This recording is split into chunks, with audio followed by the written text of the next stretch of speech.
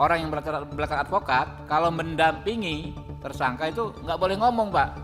Cuma catat dengar. Padahal kan seharusnya advokat namanya membela kepentingan kliennya boleh ngomong dong, ya kan? Jadi di titik sampai situ aja dirubah, diusulkan pasal 33 dalam hal penyidik sedang melakukan pemeriksaan terhadap tersangka, advokat mendampingi selama jalannya pemeriksaan. Jadi nggak ada kata mencatat, mendengar, nanti malah batasannya hanya boleh mencatat dan mendengar gitu loh. Ya, kami kira dalam rangka due process of law usulan itu tidak berlebihan. Iya. Ya. Oke, terima kasih. Ini akan disambut hangat oleh advokat publik se-Indonesia nih. Ya, Pak ya. Ketok ya 33 ya, ayat 1 ya. Karena norma yang mengatur mengenai masalah ini adalah norma kewenangan yang intinya adalah untuk membatasi agar tidak terjadi abuse of power.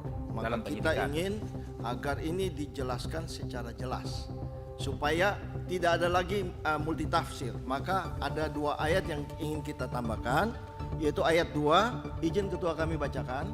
Dalam hal penyidik melakukan intimidasi dan atau mengajukan pertanyaan yang bersifat menjerat terhadap tersangka, advokat dapat menyatakan keberatan. Kemudian ayat yang ketiga, ini yang paling penting dalam due process of law tadi, keberatan sebagaimana dimaksud dalam ayat 2 dicatat dalam berita acara. Itu usulan dari kami. Usul konkretnya harus ada keberatan itu harus dicatat kata demi kata. Iya, Pak. Kata demi kata itu harus Apa-apa, ada. Pak. Iya, nanti di penjelasannya. Jangan Pak. sampai keberatan itu ditulis oleh penyidik tidak sesuai dengan yang dikatakan oleh Iya, pasti, yang menyatakan. Pak. Pasti. Kan Harus ada ada advokat. kata demi kata. Siap.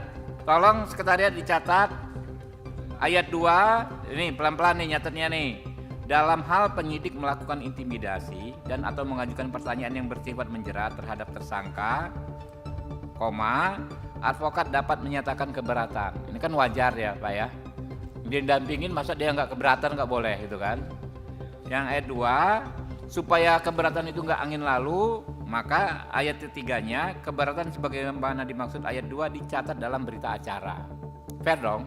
Mungkin nanti yang pertama mulai dari ayat 1 mengenai pendamping itu kita memberikan penjelasan. Ya. Dengan contoh tidak apa-apa, demikian juga karena jangan sampai intimidasi dan lain sebagainya itu bersifat subjektif dari advokat saja kira-kira. Oke. Jadi kita memberikan penjelasan. Makasih. Oke, catat ya. Makan ya. Ya, setuju.